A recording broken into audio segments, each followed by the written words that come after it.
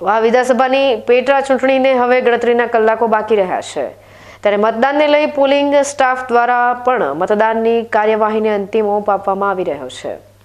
આજે વિધાનસભા મત વિસ્તારના તમામ મતદાન મથકો પર ઈવીએમ રવાના કરવામાં આવ્યા હતા અને કર્મચારીઓને ઈવીએમની તાલીમ આપવામાં આવી હતી।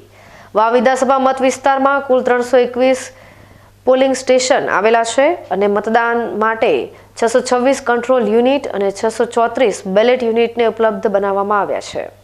આ ઉપરાંત 623 વીવીપેટ મશીન પણ ઉપલબ્ધ બનાવવામાં આવ્યા છે। આ વખતે મતદાન મથક પર મેડિકલ સ્ટાફ પણ ખડેપગે ઉપસ્થિત રહેશે અને દિવ્યાંગ તથા વૃદ્ધો માટે વ્હીલચેરની પણ વ્યવસ્થા કરવામાં આવી છે। મતદાનની તૈયારીને લઈ અમારા સંવાદદાતા હાજાજી રાજપૂત ચૂંટણી અધિકારી સાથે વધુ વાત કરી હતી।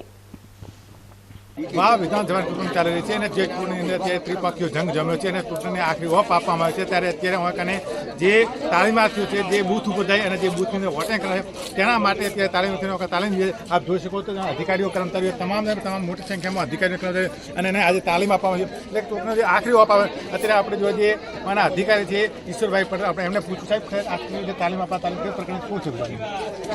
મતદાન અત્યાર તારીખે ચૂંટણી યોજના છે, એ ચૂંટણીના કામે જે કંઈ મતદાન મથક ઉપર કામગીરી કરવાની થાય છે એ સ્ટાફને અત્યારે તાલીમ આપવામાં આવનાર છે। કેટલા લોકો સાહેબ તાલીમ આપે છે? આજે અહીં મહિલા મતદાન અધિકારી તરીકે અહીં 360 તાલીમાર્થી છે, જ્યારે ધાનેરા, થરાદ, દિયોદર ખાતે પણ અમારા પ્રથમ મતદાન અધિકારી, પ્રમુખ અધિકારી એમની પણ તાલીમ ત્યાં ચાલુ છે। તો આપણે જોયું આ દરેક તાલુકા વાઇઝ જે તાલીમાર્થીઓ છે તાલીમ લઈ અને પોતે બધા જ પોતાના બૂથ ઉપર જશે। આજે રાજપૂત, બીકે ન્યૂઝ, વાવ।